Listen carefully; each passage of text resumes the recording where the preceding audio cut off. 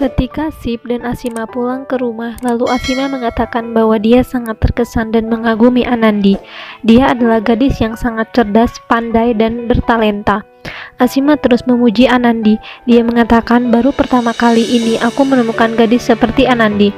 Sip melamun dan mengingat semua kejadian saat-saat dia bersama Anandi. Ia menyadari kehebatan Anandi dalam menangani segala hal.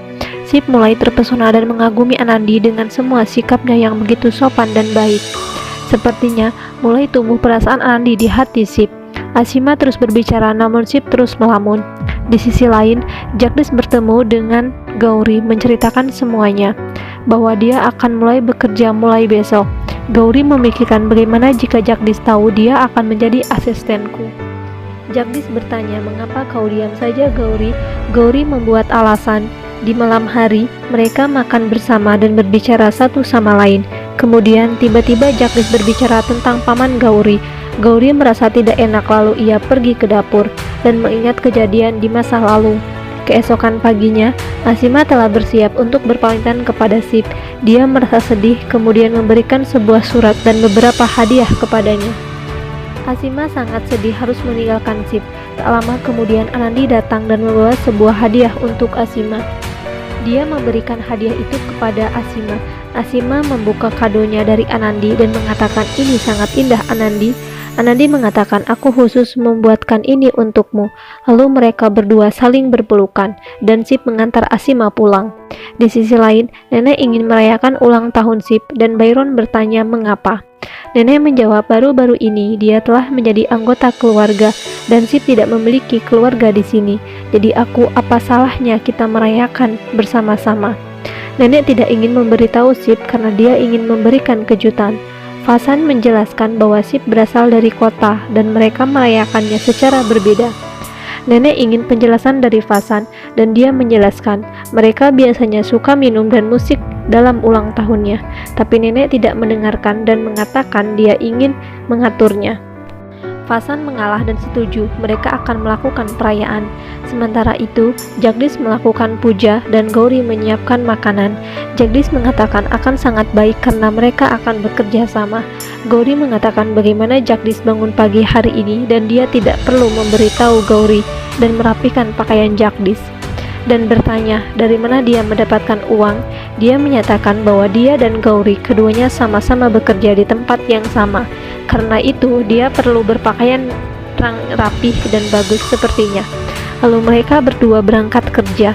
Anandi sedang memimpin kelas di sekolah. Anandi bertanya tentang ketidakhadiran Jyoti dan ingin pergi ke rumahnya dan mengambil pekerjaannya agar Jyoti tidak ketinggalan. Di Mumbai, Jagdish diperkenalkan di tempat kerja. Jagdish terkejut mengetahui bahwa orang yang akan bekerja sebagai seniornya adalah Gauri. Ketika Gauri diberitahu tentang ini, dia juga terkejut dengan informasi itu. Gauri diberitahu untuk memberitahu Jagdish tentang tugasnya. Gauri menjelaskan bahwa dia terkejut dengan ini, tetapi mencoba menjelaskan bahwa dia harus bekerja di bawah seseorang dan tidak mengambil jalan yang salah. Jagdish tidak setuju dan menyatakan dia tidak ingin menjadi juniornya. Jagdish tidak suka kenyataan itu sebagai suami yang harus dia laporkan kepada istrinya.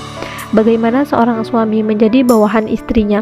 Dia ingin pindah dan Gauri menjelaskan bahwa rumah sakit tidak akan menyukai ini dan memintanya untuk bertindak secara profesional.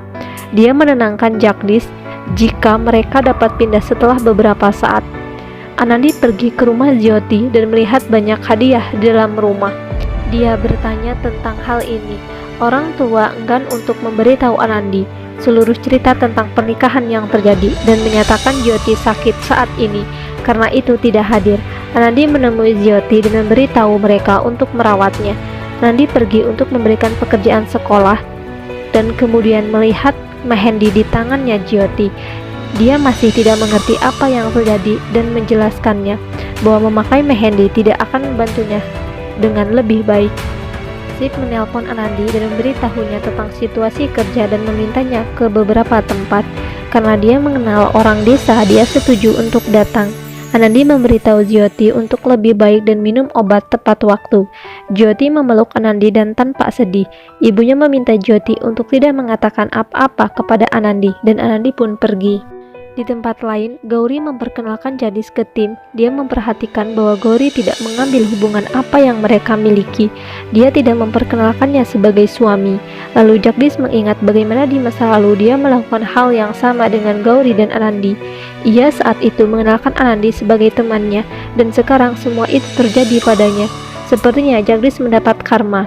Yang lain menjelaskan bahwa Gauri sangat ketat dan dia beruntung memiliki bos seperti dia. Gauri dan Jagdish sedang duduk di kantin rumah sakit. Jagdish dalam suasana hati yang buruk. Ia memberitahu Gauri bagaimana dia merasa terhina ketika dokter mengatakan bahwa Jagdish harus merasa beruntung bahwa ia mendapatkan kesempatan untuk bekerja di bawah Gauri. Dia mengejaknya membiarkan asistennya duduk di sampingnya, makan bersamanya, dan memanggilnya bos. Seorang rekan dokter dan teman Jagdish datang ke meja mereka dan bergabung dengan mereka untuk makan siang. Dia bertanya kepada Jagdish apa yang dia lakukan di rumah sakit ini. Jagdish bilang dia juga mempunyai pekerjaan di sini. Ketika teman meminta pesta darinya, Jagdish mengatakan dia pasti akan mengadakan pesta besar untuk itu. Di tempat lain, Sumitra sedang menelpon Byron. Dia memintanya untuk merawat dirinya sendiri dengan baik. Nenek datang ke Byron. Dia bertanya bagaimana kakaknya sekarang. Bibi meminta ibu untuk pergi ke Karni Motahanir sebagai bakti sosial pada tanggal 29 Juni.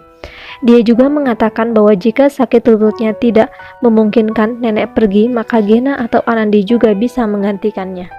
Nenek tersentuh dengan perhatiannya. Nenek memutuskan untuk pergi ke kuil. Di sisi lain, Jagdish ingat bagaimana Gauri menjadi bosnya, dan dia mengingat kembali penghinaan yang dia rasakan saat itu. Dia merasa kesepian karena tidak ada orang yang bisa dia ajak berbagi rasa sakitnya. Dia mengeluarkan foto keluarganya yang dia lempar ke lantai dan hancur berkeping-keping. Dia mulai berbicara dengan gambar dan mengaku ketika dia bahagia dia menjalani saat-saat sendirian tanpa banyak kesulitan. Tetapi hari ini ketika dia tidak bahagia, dia membutuhkan seseorang ketidakbahagiaannya. Ia memasang bingkai di dinding sekali lagi. Gauri melihat ini. Dia teringat akan tantangan yang Sumitra lakukan beberapa bulan yang lalu. Ego Gauri sekali lagi naik dan dia memutuskan bahwa dia tidak bisa kalah. Jagdish telah melukai ibu jarinya. Gauri mulai merawat lukanya, tetapi dia mengejaknya sekali lagi dan mengatakan apa yang akan orang katakan jika mereka menyadari bahwa dokter Gauri merawat asistennya. Gauri menyadari ia terluka karena dia tidak memperkenalkan dia sebagai suaminya. Gauri mencoba memberi alasan dan mengatakan bahwa dia ingin dia berhasil. Dia ingin dikenal sebagai dokter istri Jagdish. Di tempat lain, Sip memberitahu Anandi bahwa dia akan berbicara dengan para insinyur dan meminta mereka untuk menemukan cara sehingga Mangal Singh dan orang lain seperti dia tidak menderita. Saat itulah hidungnya mulai berdarah. Anandi meminta Bib Singh untuk mendapatkan obat. Bib Singh meninggalkannya dan Anandi mengikat sapu tangan Sip ke lengan kirinya dan kemudian menepuk-nepuk air dingin di kepalanya dan memberinya pijatan kepala. Sip yang sampai saat itu mengirimkan tatapan kagumnya, sekarang tersenyum pada dirinya sendiri dan hilang dalam semua perawatannya. Bib Singh kembali dengan obat. Dia membasahinya sedikit dan meminta Sip untuk menghirupnya dalam-dalam. Sip merasa lega. Dia juga membawa Sip ke tabib. Tabib memberi Sip benda yang sangat pahit. Sip tidak mau minum itu. Anandi menggodanya karena bertingkah seperti anak kecil. Sip berpura-pura tersinggung. Saat berbicara dengan tabib, Anandi menyebutkan bahwa selain Sip, Jyoti tidak suka obat pahit yang diberikan tabib. Namun tabib menjelaskan bahwa dia dan orang tuanya tidak pernah datang kepadaku. Anandi ingat bagaimana Jyoti menangis hari itu dan dia menyadari bahwa orang tua Jyoti berbohong. Anandi terganggu oleh fakta ini. Anandi pergi ke rumah Jyoti tapi rumahnya terkunci. Dia memutuskan untuk bertanya kepada tetangga tapi semua rumah tetangganya juga terkunci. Dia sangat bingung dan memutuskan itu bukan kebetulan. Dia memutuskan untuk menyelidiki masalah lebih lanjut.